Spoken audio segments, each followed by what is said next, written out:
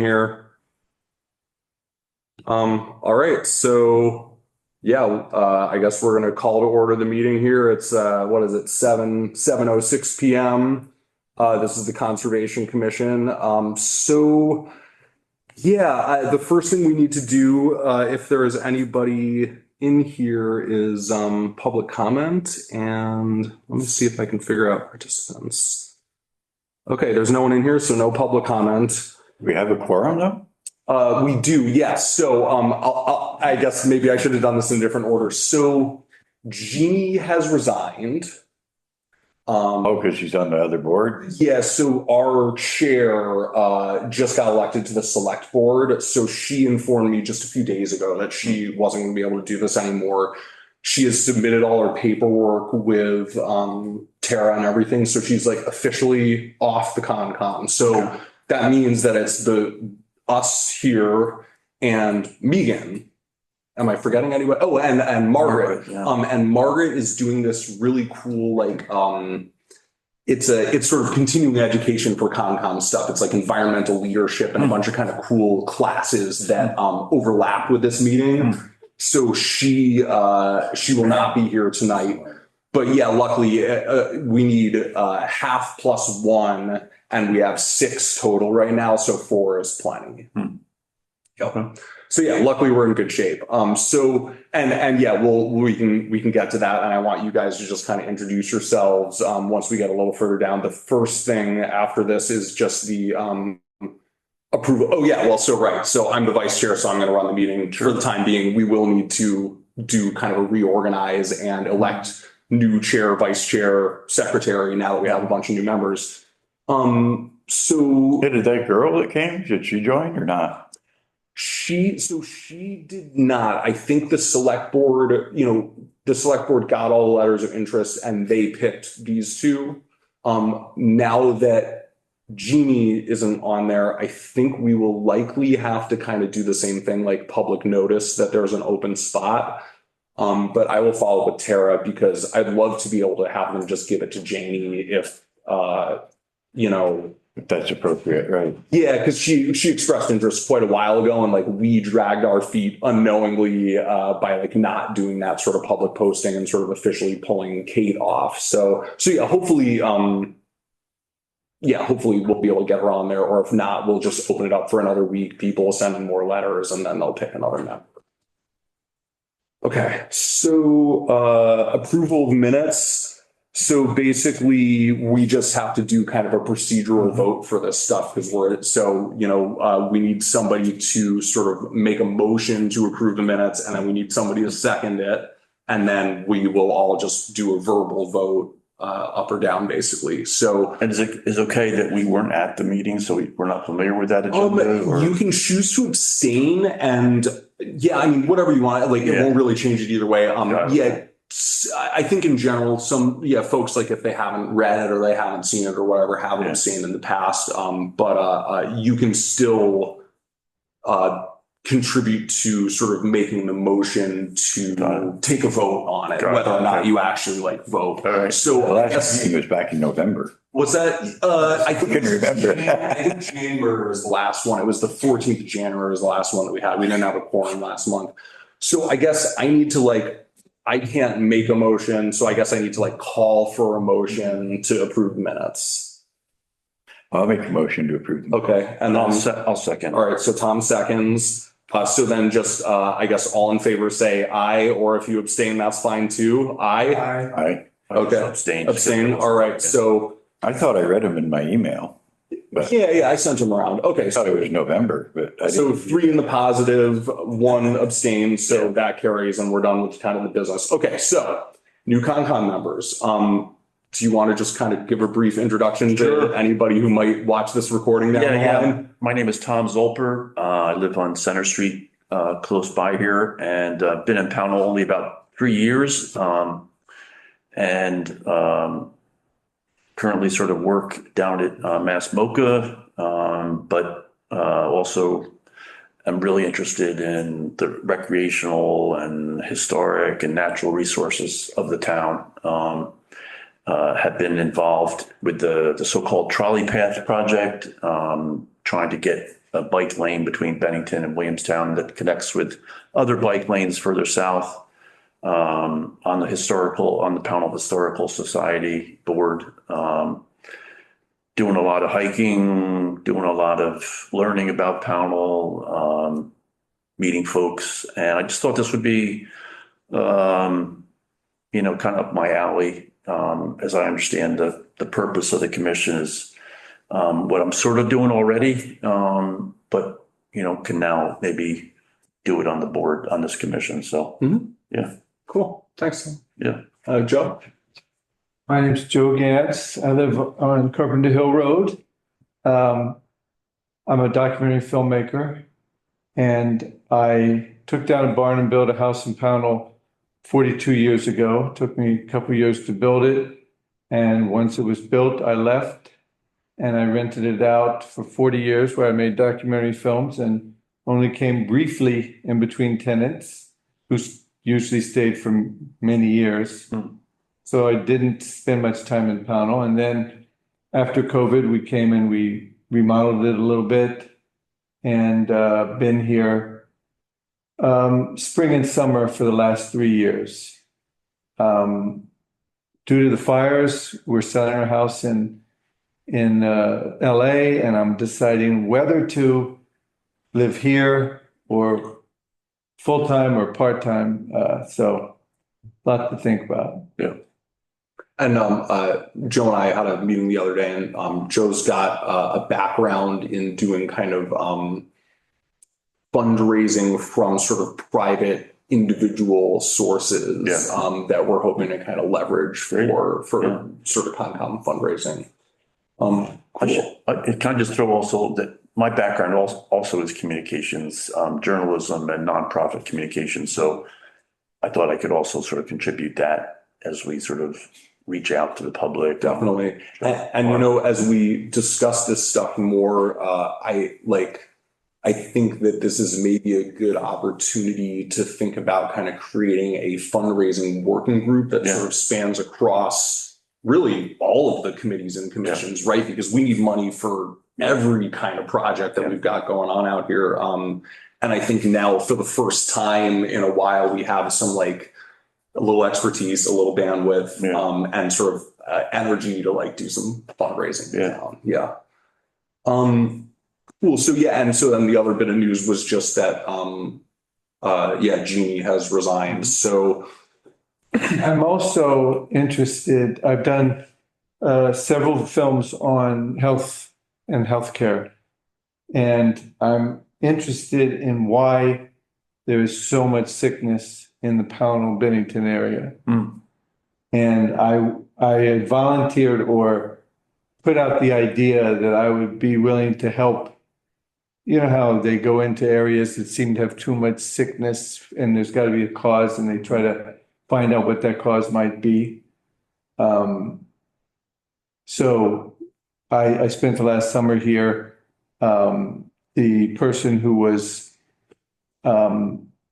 building the house with me, we built a tiny house. He had a stroke right before we started. The guy who was helping me with a portable sawmill on the property, his daughter had a stroke. The plumber who worked on it, who is at most 32, he just developed a very bad case of lung cancer. And other people who I can't remember offhand. There is more sickness in this area.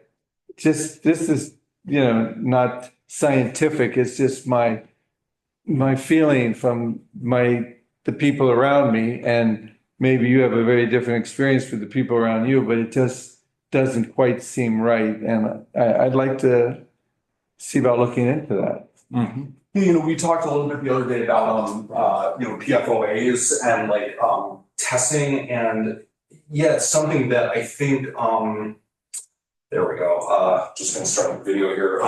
It's something that, although the select board hasn't specifically said that we can work on that, I think it's something that they would absolutely feel like sort of falls within our purview to do. So like, given that there's known PFOA issues and PFOA is something that like isn't fully understood, I think like if we wanted to start working in that direction, I think like trying to raise some money to do testing would be a really great kind of first step. So yeah, I think before we can start anything like that, sort of the first step is kind of coming up with a plan. And then the way sort of our government functions is like we're a commission that sort of serves as like an advisory group to the select board, and ultimately they make the call on literally everything. So what we would do, or if you want to spearhead this, is just kind of a little background, what you'd like to do. We'd like to, we won't ask the town for money. We'll raise money privately or from grants or whatever. And we want to just do some testing of some random sites in town, track it over time. And then we would just make a recommendation to that select board to sort of get permission to start that process. So if you want to start just kind of writing up just a little kind of, they really like a page or less is kind of ideal. Like they don't want to get too deep into anything, just to kind of get something on strokes. And then we can talk about that at the next meeting. And if everyone feels good about it, we send it on to them. So yeah, like write it up. Send it to me whenever you got a draft and I can send that around to everybody. So yeah, another kind of just housekeeping thing. It's so annoying, but you can't replying all to any emails that come sort of internally through the town is a big no-no. Unless the only time you can is for scheduling purposes. And even then sort of the policy at the town seems to be just reply to me, just reply just to me. It's a good idea because when you reply all, someone gets so many emails and it's usually not necessary. Well, yeah. And the other issue is it's really the reason they do it in this case is because the laws are really outdated for like the way that public meetings work.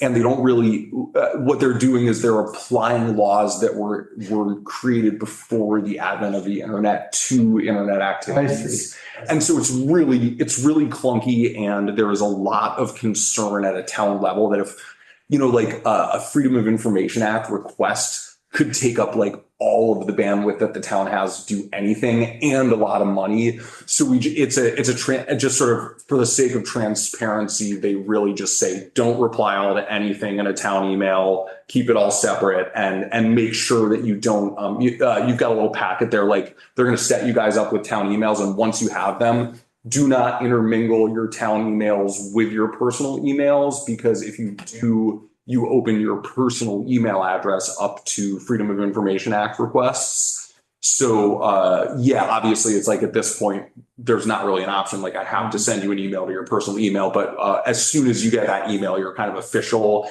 And then you're expected to kind of do anything that's, we can have, as individuals, we can have private conversations, but anything that deals with like decision making or anything like that, really anything Concom related should go through your town email wherever possible. Yeah, it's the open meetings laws. You can read about them. Yep.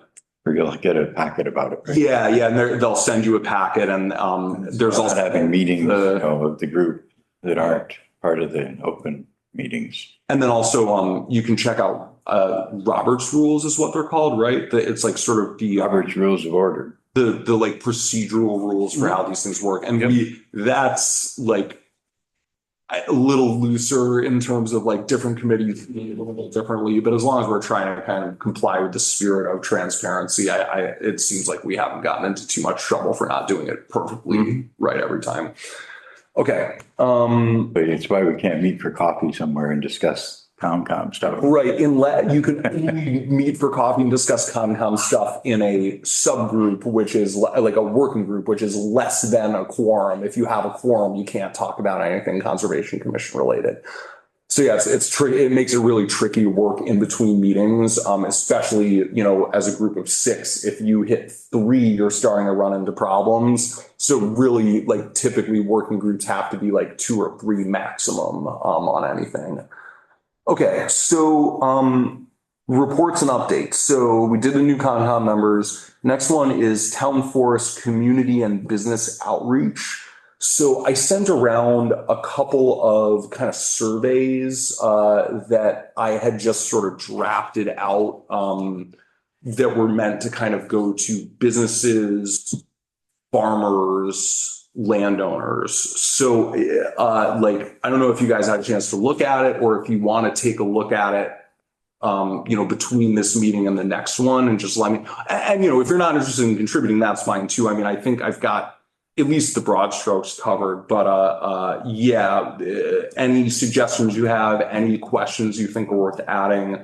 Basically, the goal of this is we, as part of the reporting requirements for the grant that we got to buy the town forest land, we have to do a bunch of public outreach to kind of get input about like how we use the land. And also we have to track in the same way that we have trail counters out there or tracking how many people are using the trails.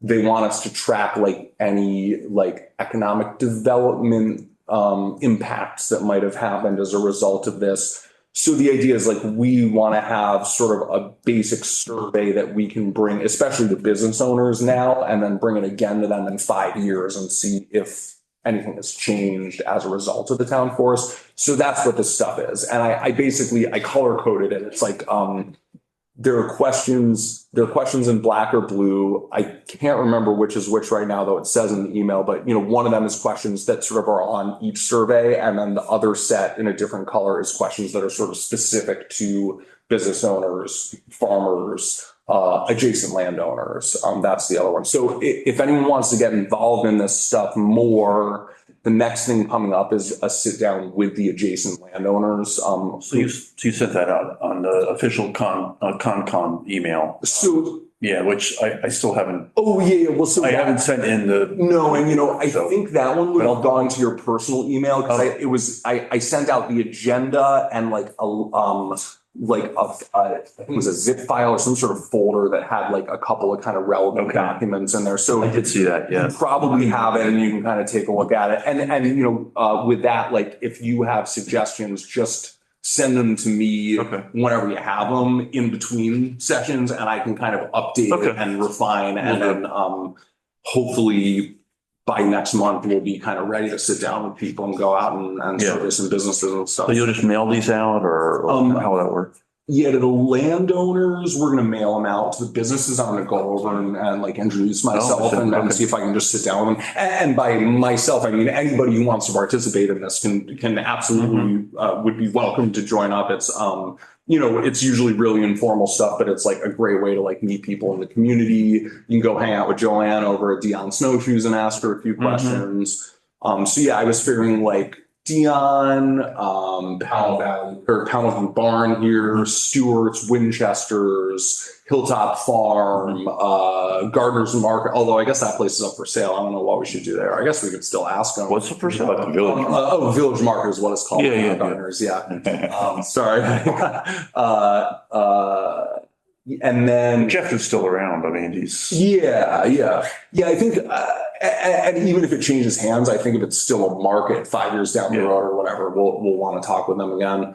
And then, yeah, we can kind of discuss whether we want to take it further than that because there are a lot of kind of individual artists out here and stuff too, though I think that's for this purpose, that's less important that we kind of reach out to all those Okay. folks. Okay, any questions on that? yeah, I promise you I'll get back to you on that. Oh, yeah. I'll take a look at it. No problem, man. Yeah, that's fine. Yeah, it's a lot of stuff to go through, and I just sent it out less than a week ago, so yeah, I know people are busy. Okay, well, I was hoping Megan would be here. She is not. I sent her a text message to remind her, but maybe she's got some other stuff going on tonight. So she another thing that's in that folder is Megan's recommendation for changing the mowing schedule. Oh, I saw that.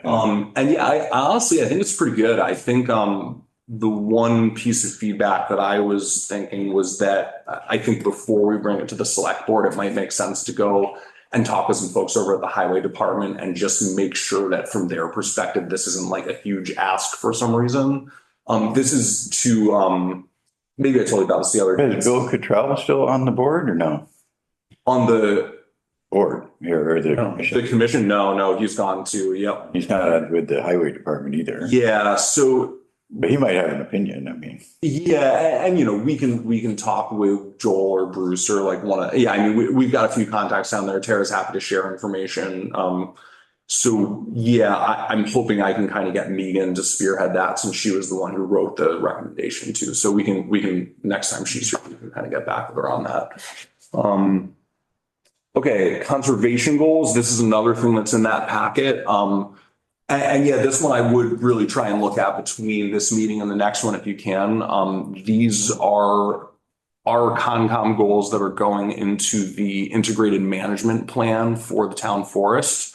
So the draft that I sent around is made up of 5 or 6 iterations of this, done sort of in collaboration between myself and a handful of different experts on this stuff. And then Margaret sort of took a look at it and kind of condensed it down into the document that I sent, which is I think pretty close to what we're going to sort of send along to what's going to be in the plan. But just yeah, now's the chance. I mean, we're the only people that are going to be writing this. So like, if Can we you put do it this, can we do this tonight? I mean, is it that, like the mowing schedule, is that something we could act on or just? So the mowing, Or these, so the mowing schedule thing, like that's going to be the same thing, like a recommendation that goes to the select board. Uh-huh. So I think before we make that recommendation, I think we should talk with the highway department people. I see. In terms of the conservation goals, I mean, I think just in the interest of time, we probably shouldn't go through them all because there's a lot, but it's really like, if you have some editing ideas for those goals, that's great. But really, I think the question is like, do we have any blind spots? Are there any important things? Because really, this document is laying out sort of all of the possibilities of what we could potentially do in the town forest, both now and in the future. Mm-hmm. So the advice I was given was like, be broad in what you say and don't omit anything that may not seem like a possibility now, but that could be possible 10, 15, 20 years down the line. So yeah, just looking through and seeing if we have any blind spots, anything you think is important to add. And then, yeah, I think we should go ahead and basically like finalize that. well, is that something we could do tonight or is that what, the way things work is we sort of do the homework and then come in and vote on? Yeah, I mean, like if the, so we can try and slam through the rest of this stuff. And then if we have time, Okay. we can go through it. Okay. Yeah, I think typically just because it's only an hour every Okay. other month. Yeah, like I try and send anything like that out at least a week in advance, though I should try and do it a little Mhm. more in advance. But yeah, the goal is like kind of read through the equipment, read through the materials, make notes or whatever, and then we can kind of discuss those notes Okay. here and make changes. But yeah, if we have time. Definitely do that. Yeah, so interpretive signage. So I think you may have actually sent me info about that Spark program, Tom, or maybe that was Beth, but this is a grant that we could go for through the Vermont Community Foundation, VCF. And it is, I can't remember exactly what the wording is, but interpretive signage for the town forest like fits into that bucket pretty well. So in terms of kind of fundraising, working group or whatever, that might be kind of a nice, like it's a pretty small dollar figure kind of grant. And hopefully it could be kind of an easy win to get under our belt. So think about whether you want to get involved in that. We can get like a small group of people that want to look at that and kind of write a grant together and yeah, take a look at it if you want to on the like Vermont Community Foundation. You know what, I'll make a note and I can like send that around.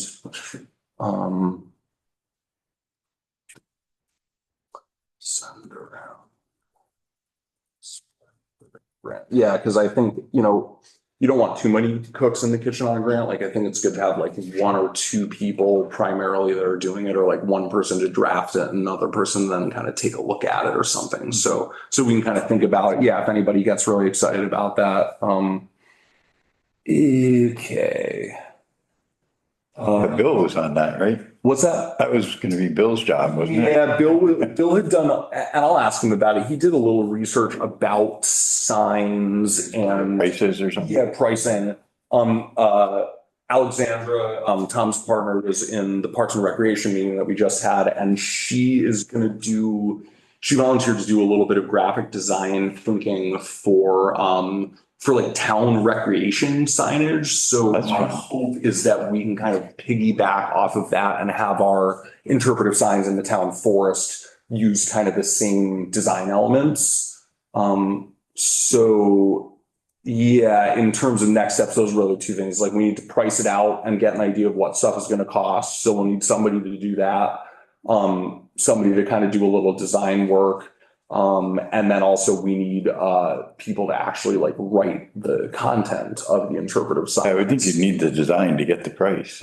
Yes, and then and also like we get the design, we get the price, and then we have to go get money to pay for those things. But that's a lot easier to do once we have a design and all the pricing, because we can say this is what our plan is. It's this really cool unified thing, and we may even be able to wrap this into either a bigger grant that does recreational signage for the whole town, or Parks and Recreation has some budget that they might be willing to give us to do that stuff, because they were thinking about contributing for sort of recreational signage on the whole as well. So that's where that's at. Okay, new business. Camp conservation is a Megan thing. I don't know anything about it, so we'll wait on that. This next one, the community conversations thing, I would love for you guys just at some point in the next couple of weeks, go stop by the library, go into the little community room off the side and just check out this little display, because this is something that we were going to talk about at the last meeting that we didn't have, and we were on a time constraint. So I just kind of went for it. And what is up there hasn't really been vetted by anyone else in the Conservation Commission yet. So just check out the text that's there. It's basically like, it's a big map and materials to mark spots on the map for our town inventory. And there's also index cards. So if people want to write a little bit more, put it in the box, they can. And also like feel free to mark places that are on there. I kind of jump started it and put a bunch of stuff on, but I wanted to kind of leave space for other people to do stuff too. So yeah, that it's going to be up for basically a month. We can make changes to it. We can decorate it more if people want to. So just, yeah, take a look at it and just see if you have any feedback on it or anything. And yeah, like add a couple, add your house on there. It's a historic site, like, yeah, anything like that. And, we're looking for like farmland and stuff too. So, I think both of your properties would probably qualify as sort of like potential agricultural land if you want to put them on there. Anyway. You got that email I forwarded you. Yes, I did. I haven't looked at it yet, but I saw that you got some good info on that, so we can kind of put that in. I think some of that you already got from the forester, Tess. Yes, there's definitely some crossover, and the state has some good info too. So yeah, I think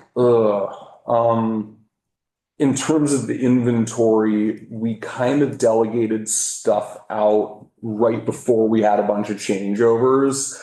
So maybe I will send that around again and just like you guys can take a look. It's basically, it's sort of making lists of specific sort of subsections of this inventory. So like. Yeah, I said I do hunting, but the hunters I talk to, they don't want to share their hunting spaces. They don't want to share. Well, yeah, so, I think. Or there are places where they meet resistance from. Right. They don't really think they can recommend it that way, Sure. Well, They've been kicked out of, like, good hunting. Right. And I think like, it would be nice to know internally where the private hunting spots are, but I think for what we're doing, at least in this first iteration, just looking up the hunting rules for like the public, like the Quarry Hill area, the town forest, Green Mountain National Forest, just so that we know kind of what the regulations are and where it's permitted on public land, at least. I think that's probably all we need. So that'll just be kind of a couple of big splotches on the map, basically. So I'm sorry. So Unless it's posted, it's permitted in Vermont. What's that? Unless you post it properly, it's open to hunting unless, except, there are exceptions in the houses. You can't be too near dwellings and stuff. Okay. Well, yeah, I mean, I think, yeah, just do the best you can, and yeah, like, whatever information people are willing to give you, we can put in there, and whatever people want to keep a secret.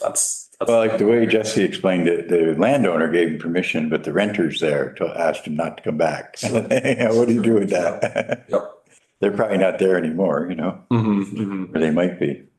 So you're talking about broadly, like the commission is supposed to inventory, Yeah, it's, natural resources and historic. So you're just asking us to sort of sign up for what we want to. well, yeah, so I'll show you, I don't think I sent this around, but yeah, basically like, this is something we kind of made up, in a little working group that no longer exists. So water resources, land resources. So water resources, yeah, it's just kind of all the stuff you'd expect. Yeah.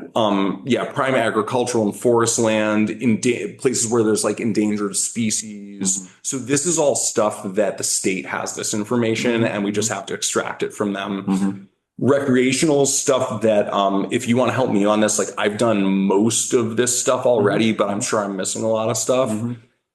Educational, cultural. So, this is something actually I'd love to kind of, since Jeannie was doing this, like, getting with Joyce, like looking through town documents and finding like cool historic sites that maybe aren't marked that we want to highlight. And then, economic resources was the last one, which Margaret is working on. But these initials are current or former members that we're sort of looking into. Exactly. This was kind of the first round of delegations. Got it, So, but as you'll see, like, my name is on probably more of them than there should be. So I'll send this around, and just if any of these are particularly exciting for either of you or any of you, you can feel free to kind of jump on board. And then, yeah, basically the way we're doing it is like, I have a map that this will all go into. So if you can just give me like the address or even just a description of the location, I can then kind of drop a pin on a Google map, and then that'll be made available to the public at some point. Probably on the town website is the hope. Sounds good. Okay, any other questions about that? I'll make a note to send that around to all of you guys as well. Send around delegation. Okay, cool. So then the last thing that was on there. Okay, so any other new stuff? We talked about the PFOA testing. Yeah. We also talked about that woman who owns a piece of property that people have been using, Oh, yeah. hoping that maybe she would donate it one day. Right. I'm willing to work on that with anyone who wants to be a part of it, but Okay. it seems, why not reach out to her? So from what Nate described, there's a woman who is very wealthy, who has a piece of property, who doesn't really spend time on it. And a lot of other people enjoy using it. And maybe she would donate it. Yeah. Right. So I'm more than happy to reach out to her and present the pros of doing that. And say, you get a tax deduction, and Yep. it's a good thing to do for the community and for, people who are coming, grandchildren, everybody else who's going to be a part of Pownell. Yep. So if you want me to do that, I'm glad to do that. Great. Yeah. So I think with that, I don't want to, I'm not going to get into too many details because I don't want to like blow up this person's spot or like say their name without them. Because this is everything I know about this property is through a person who knows this person. So it's all very secondhand, but, like I think that I'm getting to the end of like, I've reached out to this guy a couple of times and said, connect me with her. And he said, I have urged her to reach out. She's a very private person. So yeah, I think probably the next step would be to write a letter to, just we can pull her address off of the, or unaddress for her off of the like Vermont parcel mapper thing and just write her a letter and say, hey, I don't know what your plans are, but yeah, like you said, tax deduction, you could donate it to the town, we could turn it into a park, we could make it into a place for ATVers to like ride safely, we give us a suggestion. Like if she gives us the land, she could probably tell us what she wanted us to do with it. Is an easement an option too, as opposed to an outright gift of the land? anything's possible. What's an easement exactly? Well, so I would encourage you to learn about easements Mhm. because sometimes when you approach people, it's good to have option A, B, C. An easement is basically they give you permission to use the land, but they still own it. And there's different kind of easements. Sometimes it'll continue even if she dies or she sells the property. So a new homeowner would have to understand that, okay, this property comes with some restrictions that people can use this to walk around, to ride their bikes. So it's, there's ups and downs, pluses and minuses of easements, but the good thing is some people would rather still own the land, And Vermont has really excellent laws that protect property owners Yeah. who have given permission for public use on their property. Basically, the broad strokes is that if you're giving the public use of your property and you're not charging them any money for it, anything that happens to any of them on the property, you can't be held liable for. And that's a Vermont state law, which It is doesn't require amazing. any easement. Well, Easement. yeah, it's true. It doesn't even require an easement. Level of protection. And the folks that I talked to, this guy Foster Goodrich and the folks I talked to at the Kingdom Trail, they said a lot of their agreements with people are literally handshake. Just handshakes, It's yeah. just, sure, you can use, and then, yeah, like they understand that like if something happened and it became a total, shit show or whatever, and there's lawyers involved, they can say, shut it down. Nobody's allowed to use this anymore at any time. So that gives them kind of more confidence in like allowing that to happen.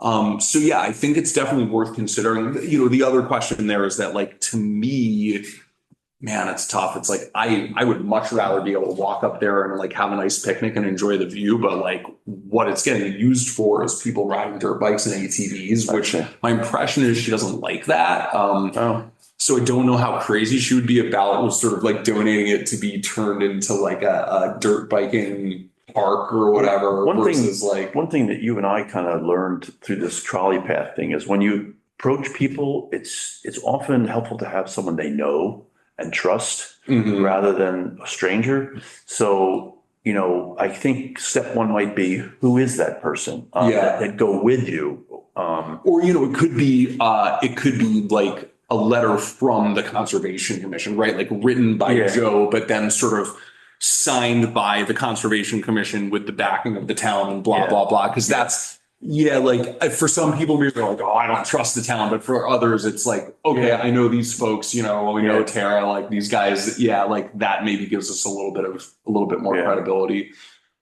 It's like once you approach the person, if they're spooked, Mhm. you've kind of lost it forever, Mhm. So it's good to like strategically think like, who's the best person? What's the best approach? Yes. How can we find out ahead what her concerns are? Like you said, maybe she would be happy not to have these people on her property and to have Yes. some kind of the town or something to help.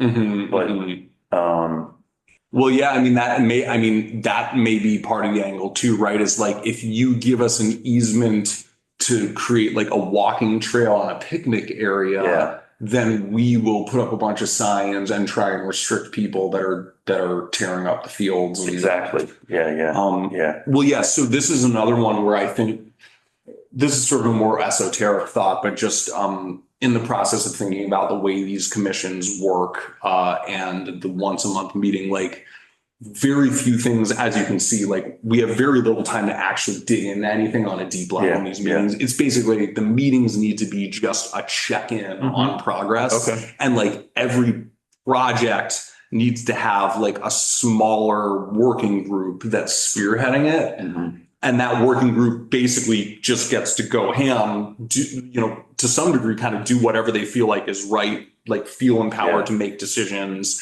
And then every month we check in and just make sure the whole Conservation Commission sort of feels comfortable about that direction. So yeah, I think like, So I'll write a boilerplate letter. I'll send it to you. sure. And then next week we can talk, next month we can talk about it or decide whether it's correct or. Yeah, I think that's a great idea. And in the meantime, unless you know already, let's see if there is that person who knows the woman.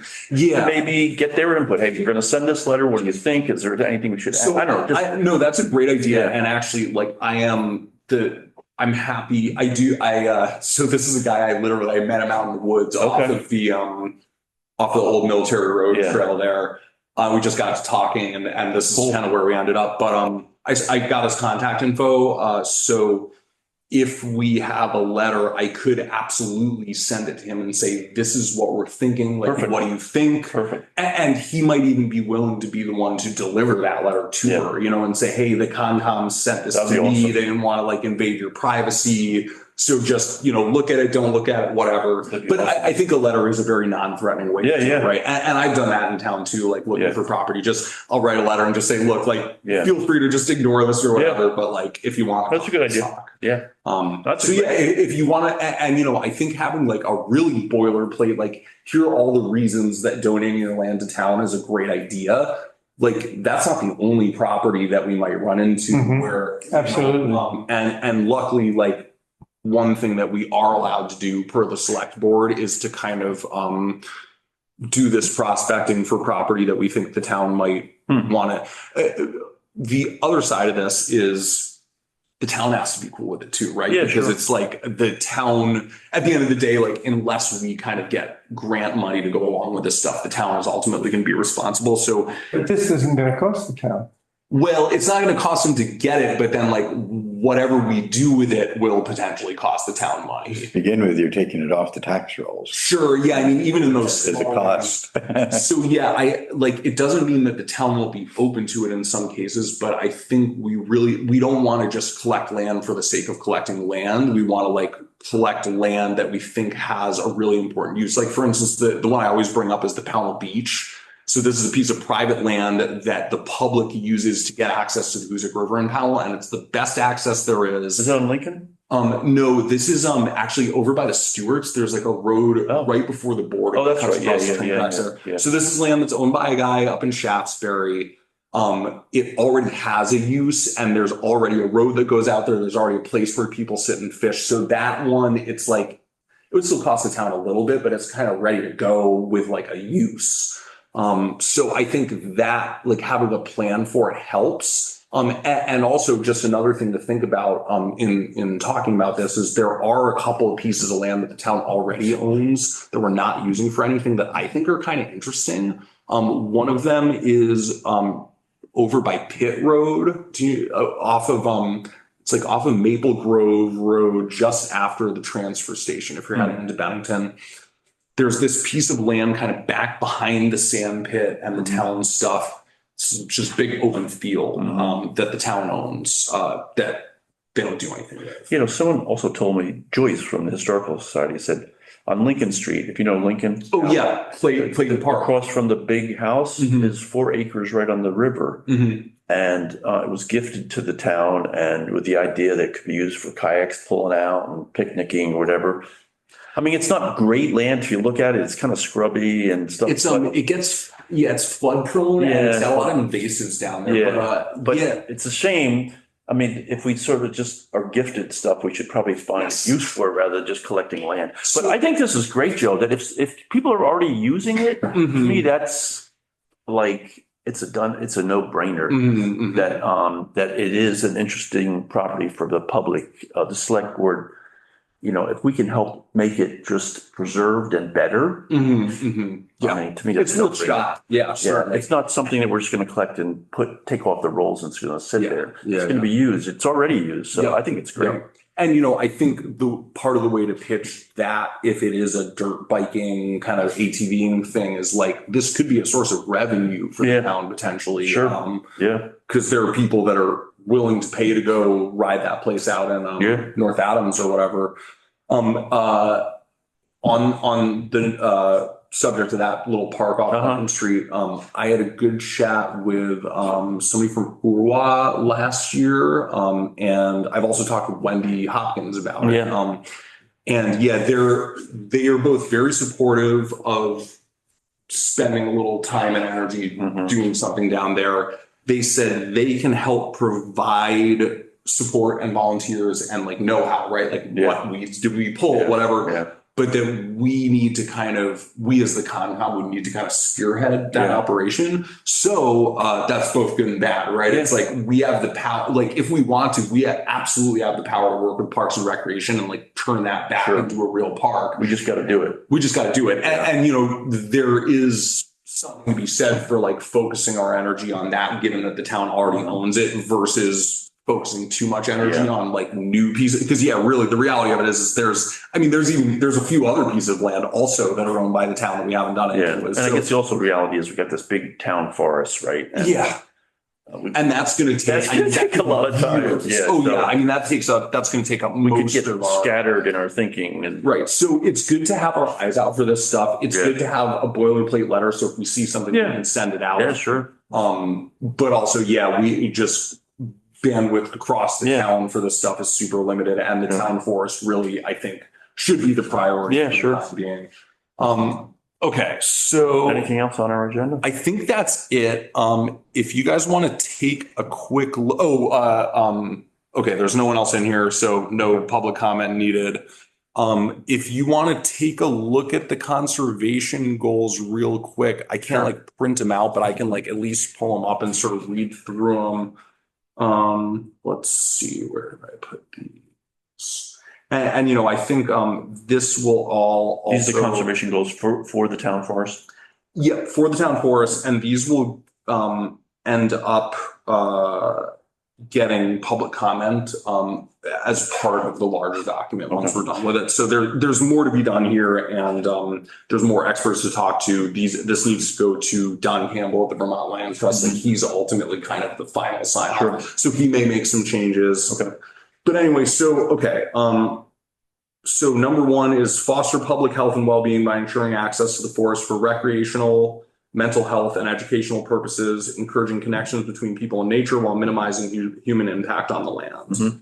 Second one is cultural preservation. So that's protect historic cultural resources on the property and seek partnerships to enable historic, archaeological, anthropological studies and help preserve the integrity of these sites.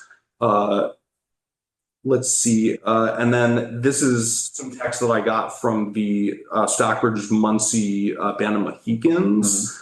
Commit to the preservation of historic sites within the town forest, both native and Euro-American, and with the guidance of the Stockbridge Muncie Mohicans, work to develop a concrete project review and tribal consultation process to ensure that our preservation work remains effective and successful over time. So there's a little debate and discussion over just sort of like that really puts us into a pretty deep partnership with those folks, at least on that particular section of the land, which personally I think is a good idea because like we don't know what the heck we're doing. And do we know that there's something there to We preserve? do. We do. We know there's something there, and it's this very specific section that is incredibly hard to get to. Okay. It's easy to get to on private land, really hard to get to on public land. Okay. So my working theory on this is the best way to move forward on this is basically to block it off as best we can and say, please don't go in here, archaeological site, and then wait until we can get with Williams and get them coming out to do a study or like, I think that's going to be a huge project. So I think the best thing we can do in the short term is really just try and like block people from getting in there the best we can. I might not want to say it's an architectural site because that might inspire certain people to say, whoa. I want to check it out. You know. What's there? It's true. Yeah. Go We want, into the Yeah. tombs and find what I can. yes, no, you're right. And we are responsible as a commission for coming up with sort of all of the signage that's deemed like interpretive. And so like, I think that includes a sign like this that is, I think it shouldn't just say area closed because I think that also has this effect of like, oh, well, if you're not going to tell me why, then I'm going to just ignore the sign. So it needs to be like a very finessed, like area closed for like Safety reasons. or like honestly, like my view on that is that like we want to give people the benefit of the doubt and hope that if we give them a real reason why they shouldn't go in there, they will respect that. versus kind of giving them some bullshit excuse. What would be the real reason? Well, the real reason is a few things. I mean, we haven't developed any of the trails in there. So there's sensitive ecological stuff in there that we don't want to damage. There's a lot of stuff that there's these potential sort of historic sites that we don't like fully understand and we don't have mapped out. Yeah, and also like it's been damaged a lot by ATVs already. So like, we have to do work sort of that's work with the landowners. Is it near where the tannery was? Yeah. So you can say it's toxic. Yeah, I mean that's also definitely true. And yeah, unfortunately, like that whole Toxic site, do that not. whole valley is completely surrounded by private land, and everybody who accesses it gets there through private land. So really our only course of action is to talk with the private landowners and try and explain to them why it's important and then offer them signage and sort of anything else that they can do to kind of help stop people going in there. But you're right that we don't necessarily want to say like ancient, Native American and European historic sites. We might want to be a little more vague than that. I don't know. I don't think there's any artifact pirating around here like they have out in the West, Well, sure, but I've never heard of it at all. Because there's not been a lot of artifacts to pirate. Well, I haven't pirated artifacts, but like when I was a kid, I picked up lots of arrowheads and took them home with me. And like, that's something that I regret doing now, I think, really just encouraging people to like really leave it super untouched is important.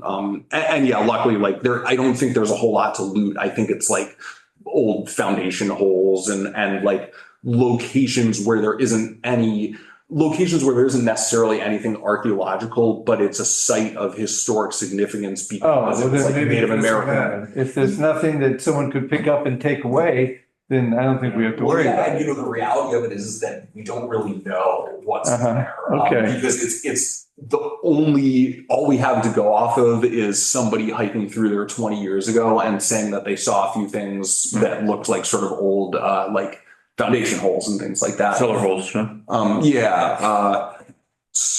But that's good. And those are good notes on that we should, be careful about what we say on the sites.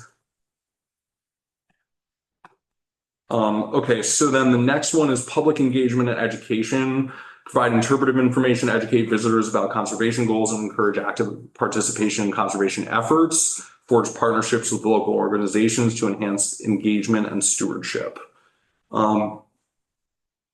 Support educational and research activities that align with conservation goals. Is that the same? Oh, okay. That might actually, I think that's just another rewriting of the same thing here. Okay. So then the next one, and we've actually made some good progress on this recently, is trail connectivity. Develop a system of trails that connects the town forest, the Taconic Crest Trail, providing access for hikers to New York and Massachusetts while protecting sensitive areas. That may end up jumping over onto the recreation goals instead of conservation goals. Okay, so next one is ecological integrity and monitoring. So maintain, manage, and enhance the forest's ecological integrity, prioritizing areas that support maximum native biodiversity and the best expression of natural forest habitats. Implement a monitoring system to assess ecosystem health, track species changes, and guide adaptive management. So like, it's one thing to say that, and also like, we're going to have to figure out how to do that, which is really scary. So yeah, I think like that's one of those things where we put it in there more as like an aspirational thing without necessarily knowing exactly how we're going to carry it out. And Nate, how do we work with the recreational, the Parks and Rec on this? I mean, are we both sort of doing the same thing, or biting off different pieces of it? Yeah, to some degree. I mean, so this isn't cut and dry, but the easiest way to explain it is kind of Parks and Recreation is doing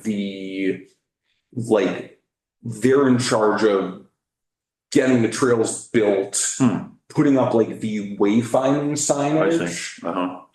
Our end is more educational and interpretive. So it's like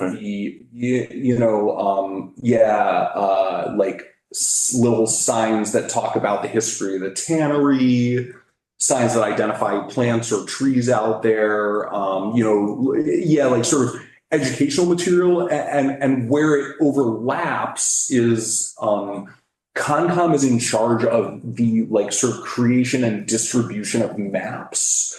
So like the trail system is getting built by Parks and Rec. And as a member of Parks and Rec, I'm kind of working on mapping the trails themselves. But when it comes to actually like producing a paper map, which will also have interpretive information and other stuff on it about the forest, that's going to be in our department. Okay, that's good to know. Although honestly, I mean, we'll probably ask Alexandra. It'll be, you know, and really, I think if town government worked differently, I think there would be a really good argument for basically combining the Conservation Commission and Parks and Recreation into the, because And there will be like a steering committee that's sort of both, or there already is. Or... So there's a committee that meets either 3:00 or 4:00 on the same Tuesday. Yeah.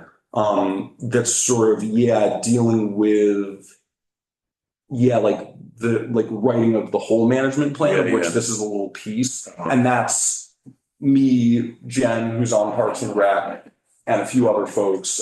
So that's something that you guys are welcome to join up with or get involved with. And you know, that's what we were talking about at the cafe the other day. Okay. We usually meet on Saturdays for that. Okay. That's cool. Okay, improve wildlife connectivity by maintaining and establishing seasonal and year-round corridors between the forest and surrounding habitats and supporting species movement. So luckily that's already there. It's more about like, should be more about protecting this stuff really than like creating it. Okay, native species habitat, protect and enhance habitats for native species through a variety of management tools such as timber management and buffering sensitive sites to minimize disturbances. Conserve rare and exemplary natural habitats and species on the property, ensuring their protection and long-term viability. Prevent the introduction and spread of non-native invasive species. I notice it's 8:03 now. We probably shouldn't go the rest of it, but that's mostly conservation goals. Yeah. And there's some timber management goals too that we kind of have a little input on. Mm-hmm.